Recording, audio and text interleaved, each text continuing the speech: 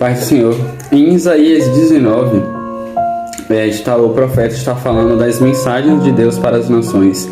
E neste capítulo, é uma mensagem para os egípcios. E esse capítulo mostra os planos de Deus, que são planos difíceis de se entender à primeira vista. São planos que nós podemos não compreender no início, mas que se mostram de extrema misericórdia, de extremo amor, de extremo zelo pelas pessoas. É maravilhoso que no início do capítulo 19 mostra Deus indo contra os egípcios e eles morrendo de medo. Depois Deus colocando um espírito de confusão e fazendo pai contra filho, vizinho contra vizinho, cidade contra cidade, causando um alvoroço, causando uma grande confusão entre aquele povo. E neste momento de grande angústia, aquelas pessoas vão buscar substituir Deus. Então o texto diz que eles buscam médiuns, eles buscam praticantes do ocultismo, buscam idolatria, eles vão buscar seus ídolos, vão buscar espíritos, e nada vai suprir suas necessidades. Nenhuma dessas formas de idolatria, de buscar um tipo de Deus, vai os ajudar. Então, depois que Deus toca no povo, agora o Senhor toca em um Deus específico, que era o rio Nilo. Pela segunda vez, Deus prova para os egípcios que o seu Deus, o rio Nilo, que era o Deus da fertilização para eles, era um Deus inútil. Então o mar começa a ficar podre, começa a ter seca, começa a tudo dar errado. E o rio Nilo era uma fonte de economia, era uma fonte de alimentação para aquele povo.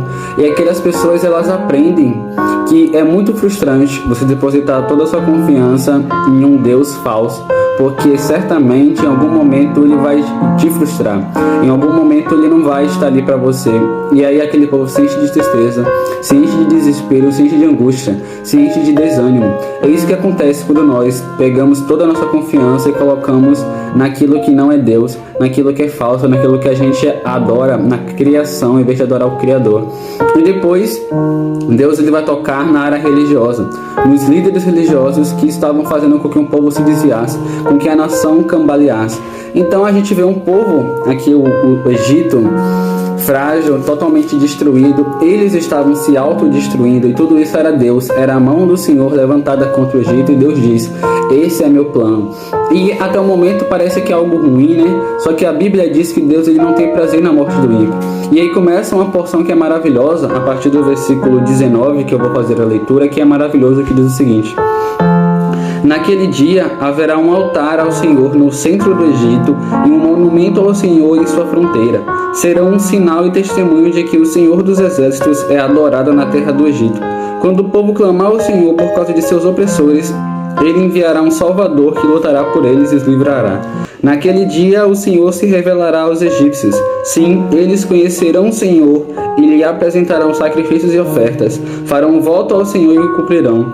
O Senhor ferirá o Egito, mas depois trará cura, pois os egípcios se voltarão para o Senhor e ele ouvirá suas súplicas e lhes dará cura. Num momento de grande fragilidade, em sua grande angústia, agora eles aprendem a buscar o Senhor. Não todo o Egito, mas 5 cidades, incluindo Heliópolis, vai buscar a Deus. E agora uma nação idólatra, ímpia, pecaminosa vai se voltar contra o Senhor. E a parte mais importante desse texto é que Deus diz: primeiro eles vão conhecer e depois eles vão adorar. Por que que no nosso meio há essa bagunça inteira? Porque tem muita gente adorando quem não conhece, adorando quem não conhece. Por isso que tem muitas pessoas que na igreja são um e fora da igreja são outro, porque estão lá adorando aquele que não conhece. Mas primeiro nós temos que conhecer o Senhor e depois o adorar. Davi ele entende isso, e Davi ele vai dizer depois que peca lá no Salmo 53: se Deus quisesse ofertas, sacrifícios, ele ofereceria, mas o que Deus quer é um espírito contrito e quebrantado. Davi conheceu o Senhor. Jesus, lá em João capítulo 4, quando está conversando com a mulher samaritana, ele diz: vocês adoram o que vocês não conhecem, mas é chegada a hora em que os verdadeiros adoradores adorarão o Pai em espírito e em verdade. Primeiro nós temos que conhecer o Senhor e depois nós o adoramos, porque quando nós conhecemos o Senhor, nós vamos entender que Ele não quer simplesmente uma ação externa, algo que eu faça para todo mundo ver, mas ele quer algo interno, ele quer santidade, ele quer mudança de pensamento, mudança de comportamento, mudança no nosso coração. E aquele povo egípcio primeiro aprende aquilo, aquele povo conhece ao Senhor, depois eles o adoram. E é isso que Deus quer de nós. Primeiro se preocupe em conhecer a Deus. Quando você conhecer o Senhor, você vai saber a forma de adorá-lo, que é em espírito e em verdade. Então, Este capítulo é maravilhoso. A gente vê como Deus ele inicia o capítulo atacando os egípcios, trazendo, sabe, um caminho, um processo bastante doloroso, um caminho muito espinhoso para a mudança de comportamento, para promover o arrependimento. É assim que o Senhor faz. Muitas das vezes a gente não entende porque Deus está tirando tanta coisa, porque tá tudo dando errado.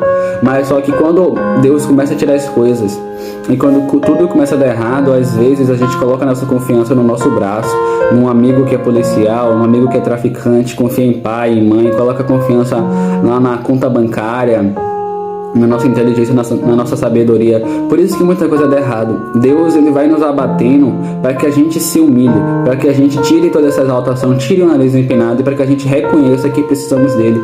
Deus estava fazendo com que aquele povo, com aquela nação, reconhecesse que precisava de Deus.